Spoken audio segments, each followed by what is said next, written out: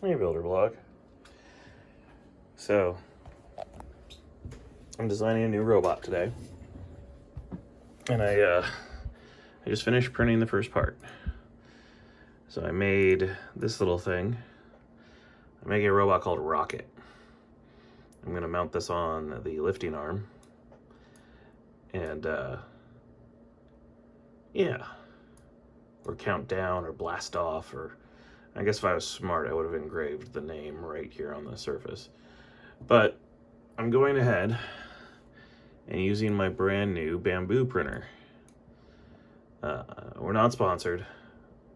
This just came up on a Black Friday sale, and I've been looking for a new printer. And since my teammate Rob already has a Mark Forge, which has been incredibly awesome and printed the rest of the parts for the robot, I decided to give this Carbon X1 a try for some of the more decorative parts, specifically for the fact it switches colors easily. And so here's my first piece for a Bot Bash robot.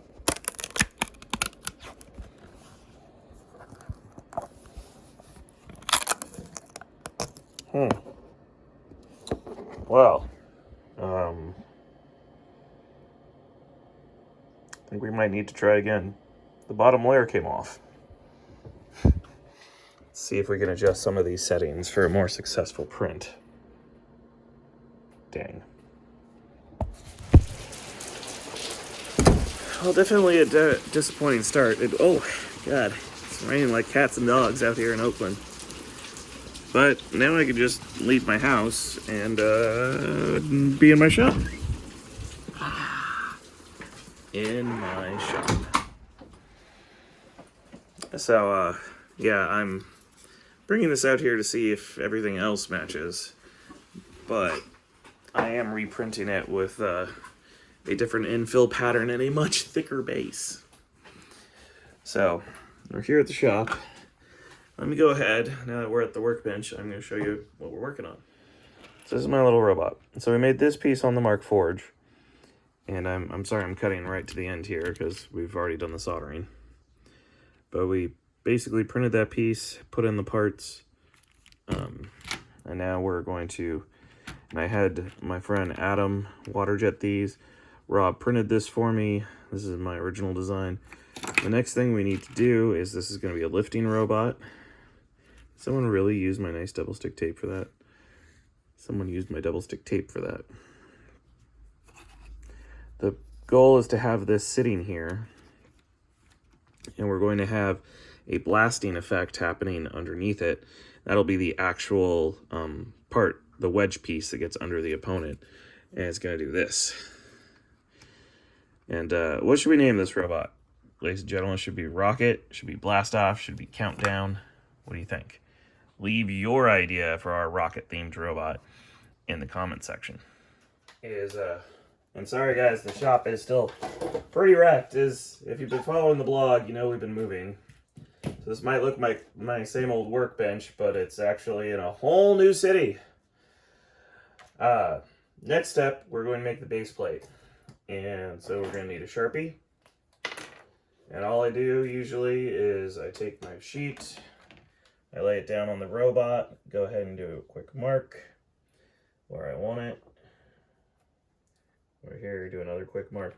Now normally you'd pull out a carpentry square at this point, but I just moved and I can't find my carpentry square, so I'm using a angled top plate I made as an impromptu carpentry square.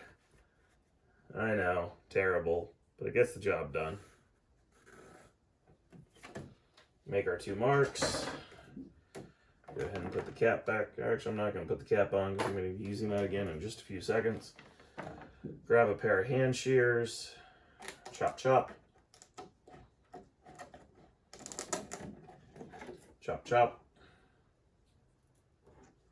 And this next step is awesome because Lexan is clear. I know you're looking at this thing and going, Zach, that's definitely not clear. But if you just peel the protective wrap off, it's so satisfied. Most satisfying thing. You just have to catch a corner.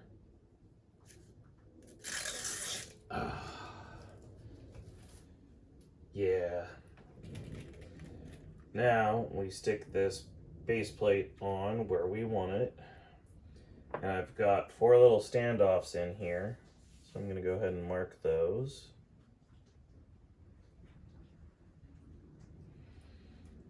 Once you have those marked, now we cap the Sharpie. Pull your hand punch out. This is my 4th robot this weekend, maybe 5th. We finished Salt and Pepper with William's help from the Lego episodes. He did all the soldering. Rob did all the printing. And I've just been in here assembling like a madman. Alright. We now have holes. See how they line up. Ah, perfect. Now we grab some screws. I always try to draw from my miscellaneous hardware first. At the end of each night, I sweep any extra screws into this, and I try to always grab from here first before I go to my big sorted screw bin. But go ahead and grab this, put that in there. You want to make sure you don't go tight yet.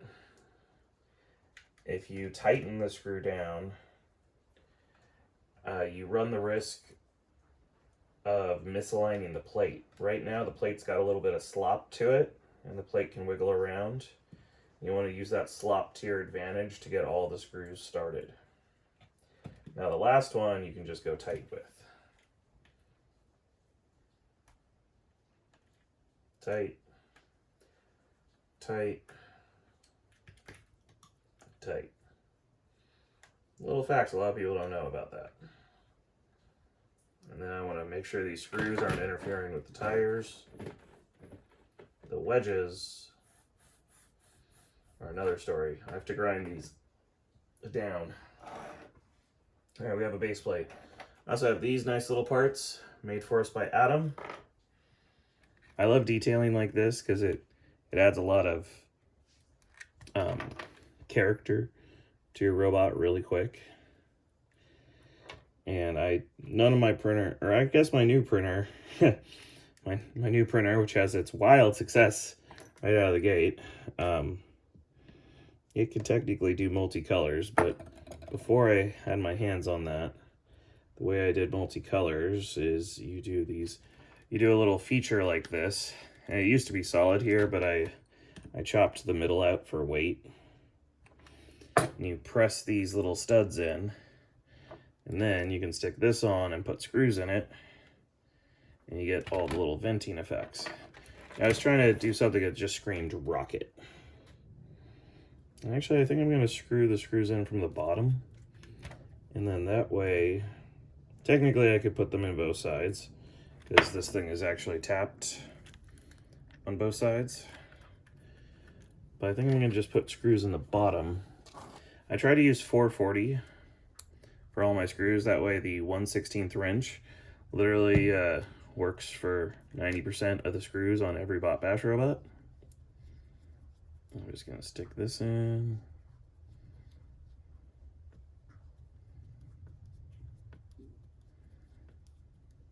There, nice and snug. Snug as a bug in a rug. Do the other one. And I do really love the wheels match this.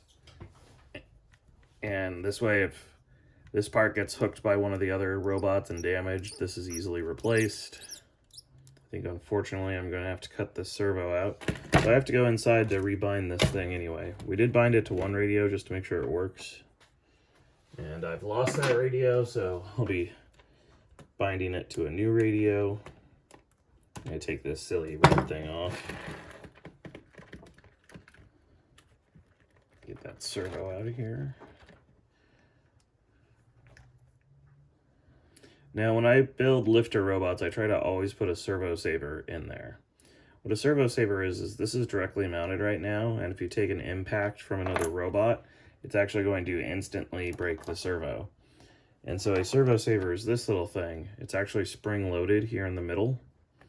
And so what happens is when it takes a harsh impact, there's a little bit of give to it. All right, let's start making this titanium piece. So, and actually, oh, look at that. Huh. Man, what good timing for this thing to be sitting on the bench. That was an accident. Andy Sorrow was out here working earlier. So, you don't want to just drill straight into your workbench. That's always a bad idea. You want a block of wood.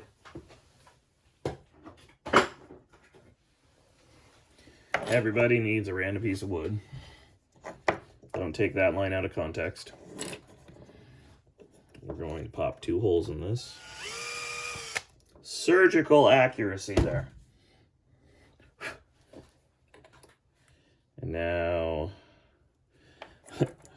to the drawer of random screws. Oh, drawer of random screws, bless me with exactly what I'm looking for. Which is a nut, a screw about this long. 2 nuts would be awesome. Once again, don't take that out of context. Boom.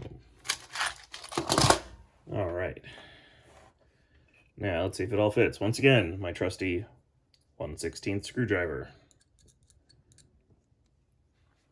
Put that there. Put this here. And the black carbon fiber piece will blend very well with the rest of the robot. And then put the nut on the back. I try to always use lock nuts for these little tiny nuts.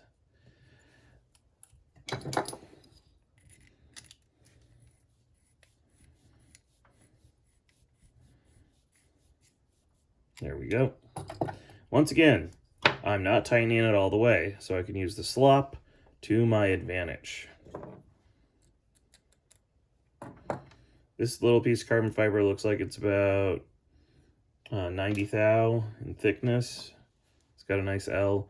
I really love using carbon fiber for these L pieces because I try to use aluminum, but aluminum tends to bend.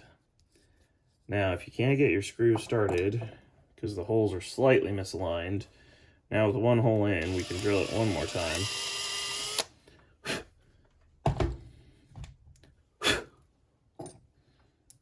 And then get the screw in there.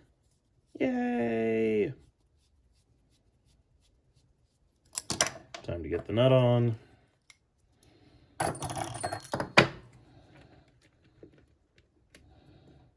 Push the servo back into its home. Are you too good for your home? Happy Gilmore, anyone? So at this stage of the game, there's 3 things I need to do next. One is these wedges. If I press down, you can see how they lift their tips off the ground. The tips are slightly off the ground. It's also making it so the robot isn't driving forward very well.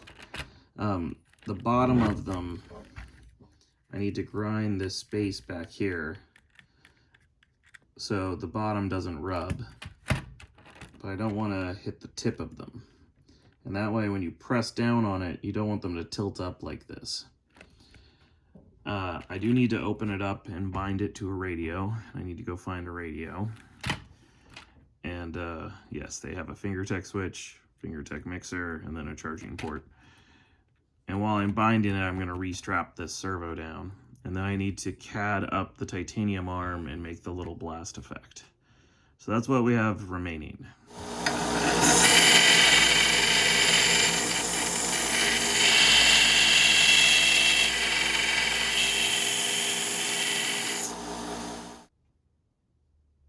Okay, that's on.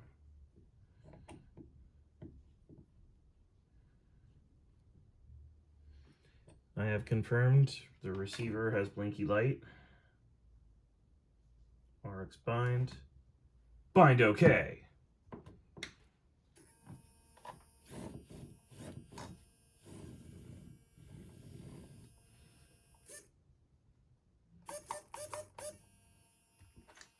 Let's see how fast our little lifter is going to be. Sorry, something I always love doing.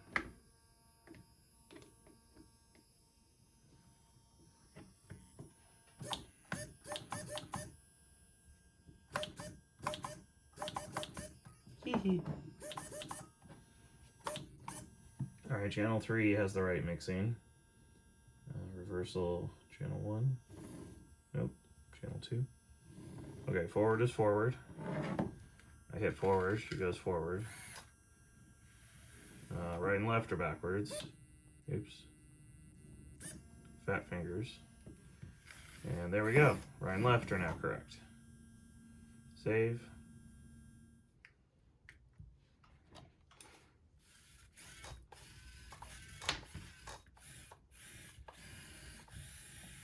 So I also know I really do want to get this screw inside that horn.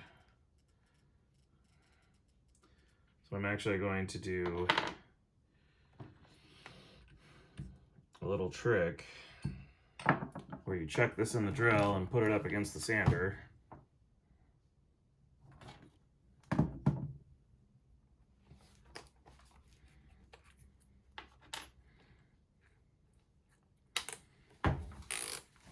And to make life easier on yourself, you bring another horn to do test fitting with. Let's go do that. And always wear safety glasses.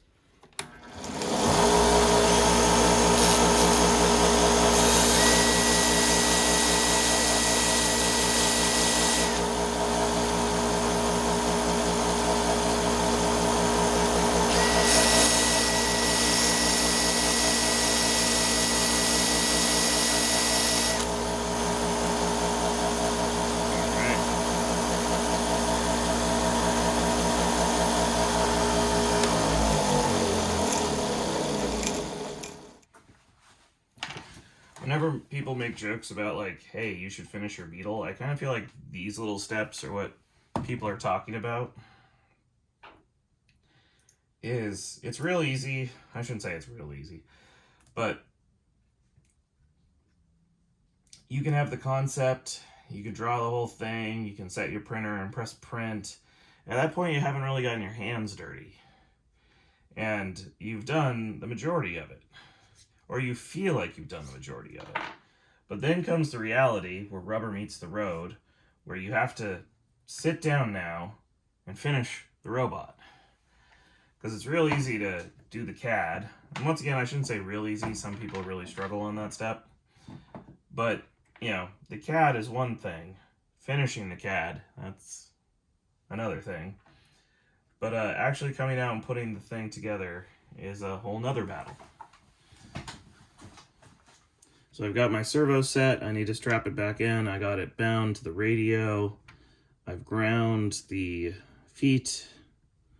I'm going to see if they will now clear. Go to your home. Okay, there it goes. Now I'm going to see if this will all fit the way I'm hoping it will. Next step's a bit of an odd step. So we bound it, we mounted the servo, we got the servo travel right, we have fixed the pieces so when you push down on this, they don't pull up a lot. Still pull up a little, but I'm not going to fix that. Now we are going to design the lifting arm, and I'm going to use a method called paper-aided design, or sorry, cardboard-aided design. But I'm doing it with paper. So I always usually start this by folding the thing in half.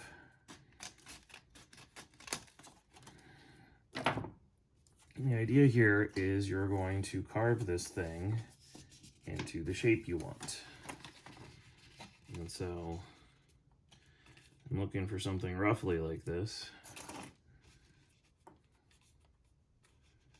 That arm needs to be a little longer. And then I think I'm going to do a harsher angle out. Now, obviously, I'm not going to make my big spatula flipper this big. But the point is I've left material for me to work with. Now, what I really want to do is make this look like it's a blasting effect. Now, this is something you could do several times. Paper is cheap. You might notice I'm kind of just willy-nilly going for it. You'd be like, Zach, you haven't measured, you haven't checked. How do you know that's right? And the truth is, I don't. I'm simply have a picture in my mind, and and I am trying to carve this into what I see in my head.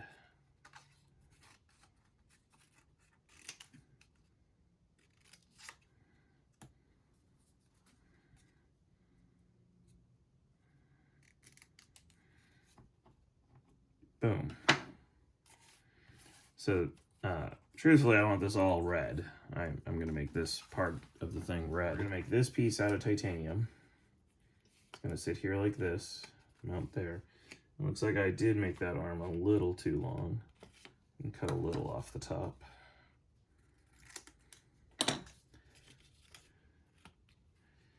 But right between the two pieces, and then this will mount right there.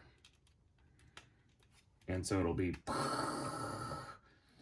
you want to try to use up as much material as you can, or sorry, to use up the least amount of material as you can. There we go. To the throatless shear. So I've got my little piece of titanium here. I still need to deburr everything. But before I make my little blast off points, I'm actually going to punch a hole here at the bottom of each cavern or crest, whatever you want to call it, trench. If you have two lines coming, it's going to want to propagate and then continue tearing the metal. But if I just put a hole at the end of each of these, it'll stop any crack propagation or letting the shear cut continue. So I'm going to do that with the hole punch real quick.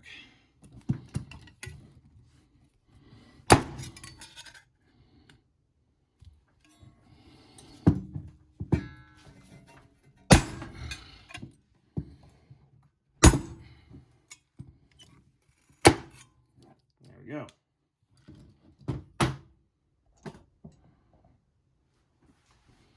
All right, got my little titanium piece. I'm gonna do a quick test fit. I still need more bending.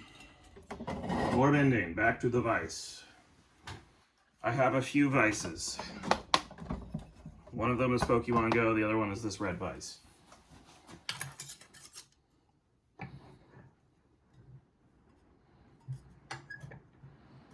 Man, it is pouring cats and dogs outside. My tent's holding up. Ladies and gentlemen, here it is. Blast off. I guess it's more fun if we actually hut something. Quick, throw my wood. Oh, that's too much fun. Real question. The first thing I always ask when I make a new robot is, can you self-right? So let's put you in the worst position possible. Oh. Good. It does. Well, let's try that one more time just to be sure. All right, worst position possible. Back on its wheels. Let's say it got tossed this way. Back on its wheels. Say it's tossed this way. Back on its wheels. Sweet. Well, the newest addition to the Bot Bash party. All right, Builder Blog, help me name it. What should we do? Countdown, blast off, rocket? What do you think? Builder Blog, I almost forgot to get the Team Sewer Snake jersey from Team Plum Crazy and the actual wheel off Stinger, the Killer Bee. The winner was, oh God, I need to remember. I looked it up. There's one person who, after moving for 3 months, I was like, I wish this is how I moved. His recommendation was burn everything to the ground, blame it on Sawblaze, claim the insurance money, and then buy a new shop. And after breaking my back moving all this junk and moving 5 heavyweights, I really wish I did that. And so the winner is Stonefish98. Please respond to our comment and we will get that tire and that jersey on its way to you. All right, guys. I'll see you next week. We're meeting up with Hypershock and Witch Doctor, and we're going to the South by Southwest conference. We're also going to see Farouk there. So next week's episode is guaranteed to be amazing. Make sure to like and subscribe and come on back for it.